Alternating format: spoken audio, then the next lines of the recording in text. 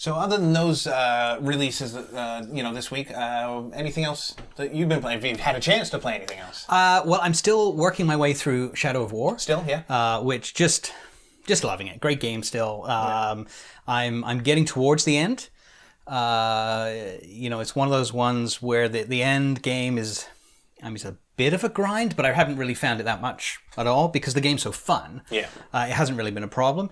So I'm at the point where I feel like I could make a push to the end if I really wanted, but I don't really want to yet because I'm enjoying it so much. So still playing through that. It's a game that I will probably go back and play again on a higher difficulty. Okay, yeah. Next. And that's probably one of the highest compliments I can pay a game because very few games do I play through them more than once. So this one I really want to. I can't wait to keep playing it. Nice. Okay. What about you? Still hacking through Assassin's Creed Origins. And in a similar vein, I am still loving it. And 25, 30 hours in now, must be. Wow. Yeah. And I'm not sure if I could make that slog to the end because I don't know where the end is.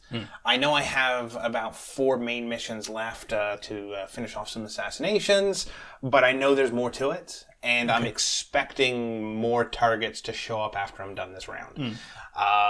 And in a similar vein, I'm not bored of it. I could keep going. I'm still getting sidetracked. Here's, my mission is over here. And again, I'm going off sideways to check out other areas.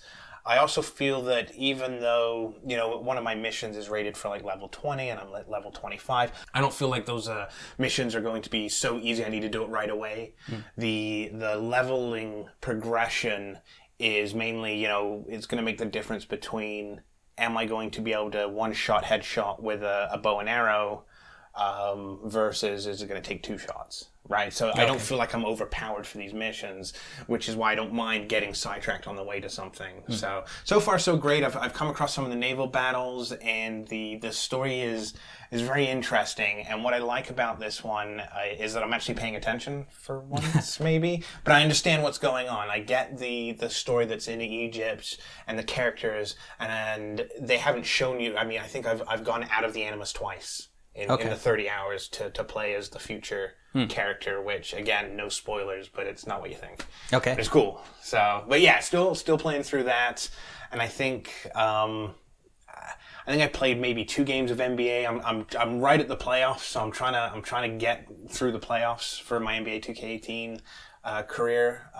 So really it's been a juggling of Assassin's Creed, NBA, and Call of Duty. Yeah, a little bit of Need for Speed on the side. I've been throwing in the occasional NBA game as well because that's just it's still a fun game to keep coming back to in between other stuff.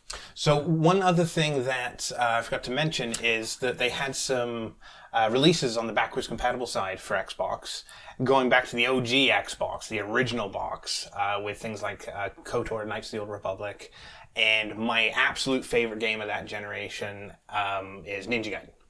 And Ninja Gaiden Black is out for the original Xbox, and so I grabbed that. It was $10. Yeah. Right? And man, 3-4 hours in, I had to play it. I couldn't put it down. Love that game. Love it. It holds up. It still does.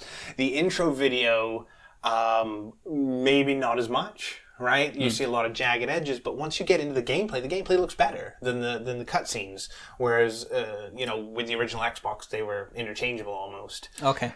It looks like they've again, it's the black version, so they, it's up some updated textures and things like that, but it still holds up. I could play through that game, and I will play through that game very happily, and really enjoying it.